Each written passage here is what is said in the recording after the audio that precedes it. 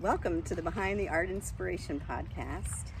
Today is kind of a neat and unique day because I have somebody sitting right over there. Her name is M.E. Ster-Molnar. And I have the hardest time with that. But anyways, she is an artist from the UK, and when she comes to the States, we collaborate.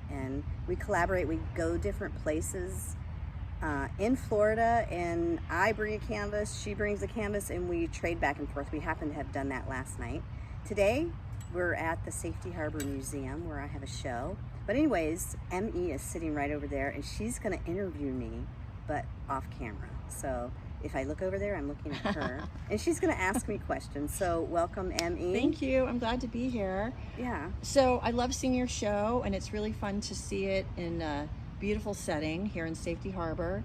And you've got quite a range of work, which I think is really cool. So tell me about, is there something that inspires you with coastal art? There's a very coastal art vibe to this, and we're right here on the water. So what is it about coastal art that makes you want to paint it? You kind of hit the nail on the head, because you said it's right over there, but it's literally across the street. I live by the water, so I'm very inspired by water itself, just the reflective quality of it. You throw a boat in there and boom, I'm gonna paint it. I like the way that the clouds form and how the clouds are reflected in the water. And if you throw a mountain in there, how the clouds affect the mountain. They bring out purples in the mountains, all different kind of candy colored, which I don't really paint, but if you think of like cotton candy, but it's not cotton candy.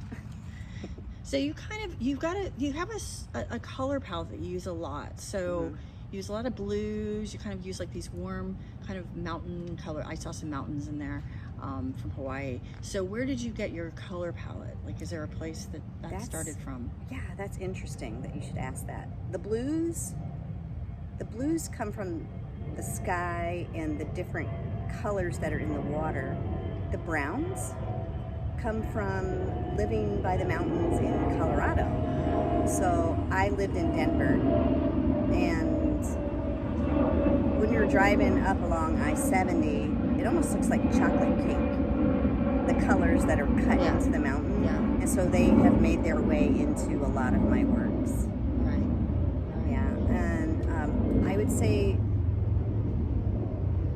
browns and blues and greens make it into a lot of my artwork, even if it's in a sky.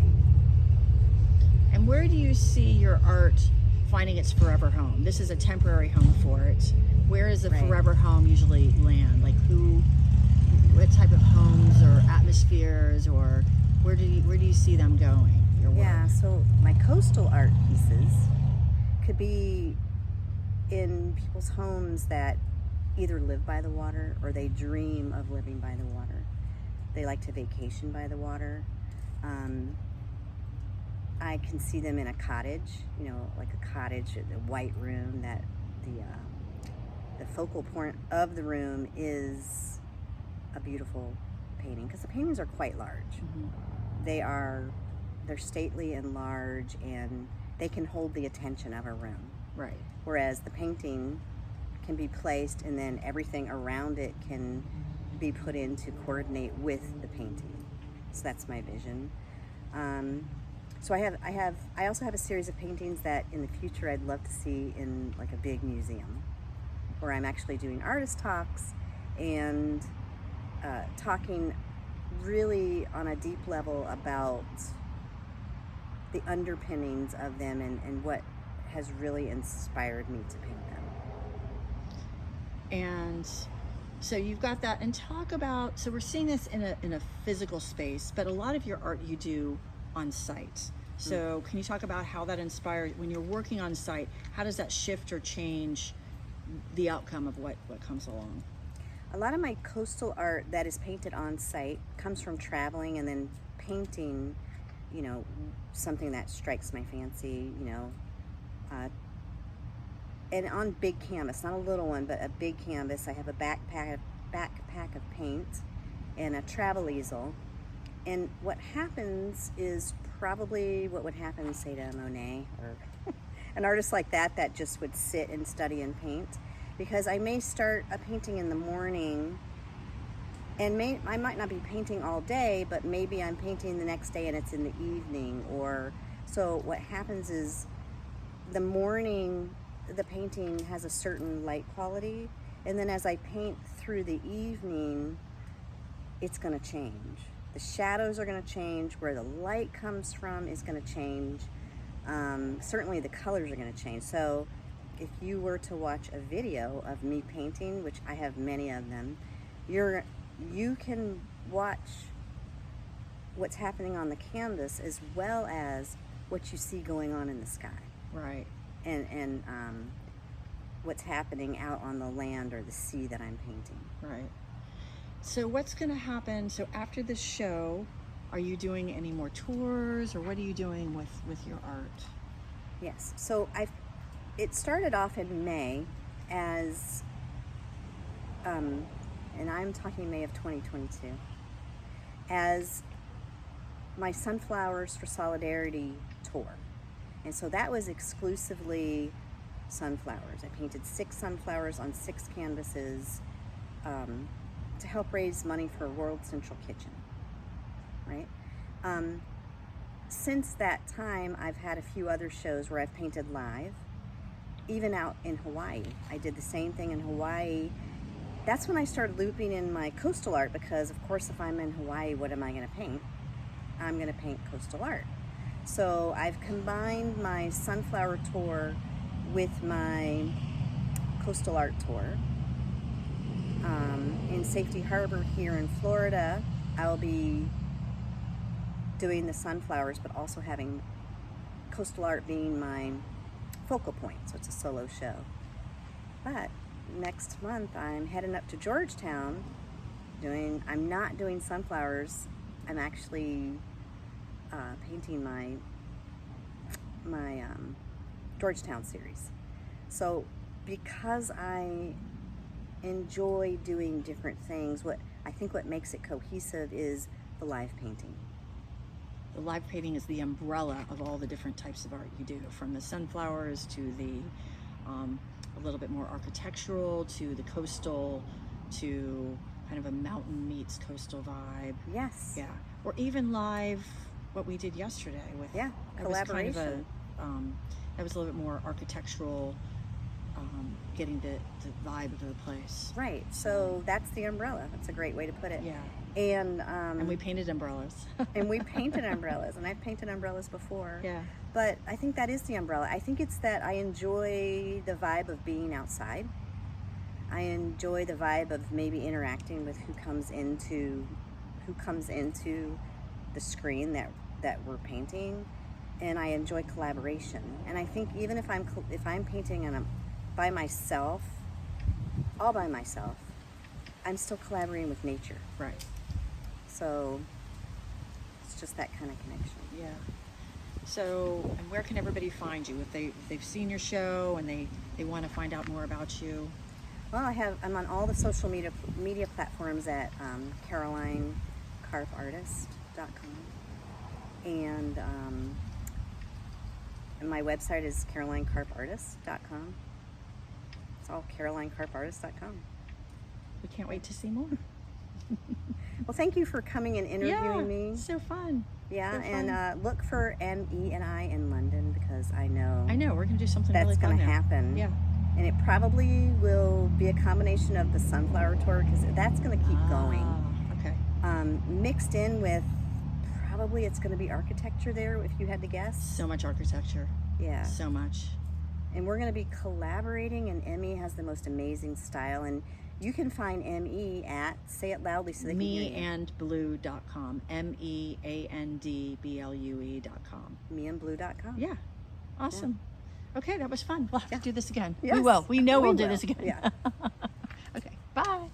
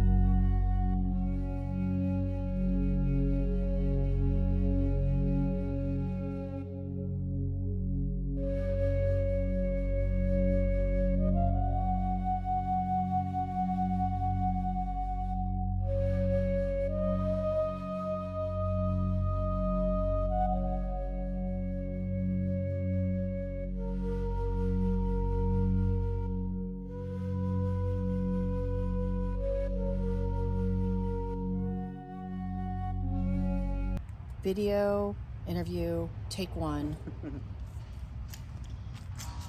So why don't you introduce yourself? Let's start at the horse. No, don't start over. You're going to edit. You're just going to splice it. Okay. For some reason, I've got to say, welcome to the Behind the Art Inspiration. No, this is like, so tell me about, so Okay. hold on. Take two.